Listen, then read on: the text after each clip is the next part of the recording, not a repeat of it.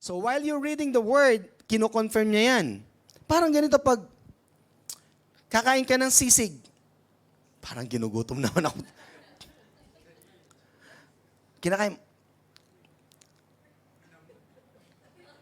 May mag-aak yung taste bud mo.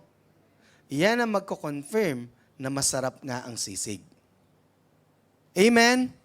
We can say yung taste bud natin ay parang si Lord. Pag kinakain mo na ang salita, amen, i-confirm niya yan, gaano kasarap. The Holy Spirit will agree.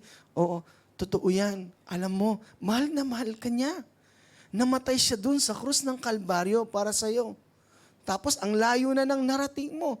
Nakarating ka na nga ng langit. Iniisip mo na yung nasa langit. Ganon kasarap.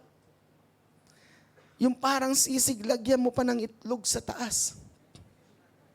Amen? So nakukuha po ba natin? That's why God, behold, and sabi, I stand at the door and knock. So when you hear His voice, do not harden your heart. Amen? Do not harden your heart.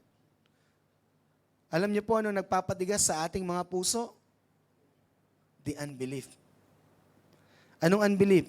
Unbelief of His finished work. You believe in God, but you don't believe in His finished work. That's still unbelief. Yun na nagpapatigas sa ating puso. Ang sinabi na pinatawad ka na, talaga bang pinatawad ako? Wala na akong gagawin.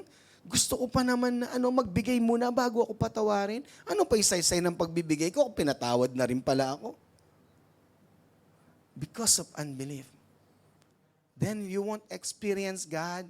Kumakain ka, parang akala mo, bakit ang sarap na ng sisig, kumakain ka na, parang wala pang lasa sa iyo. Wala ka kasing taste bud. Sino pong na-COVID dito? Noon. So ano po nawala sa inyo?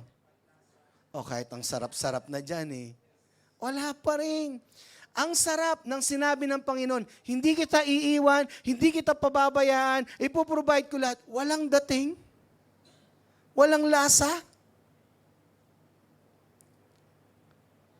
Wala eh. Affected ng virus ang taste bud. Tapikin mo ang katabi mo, wala ka ng COVID.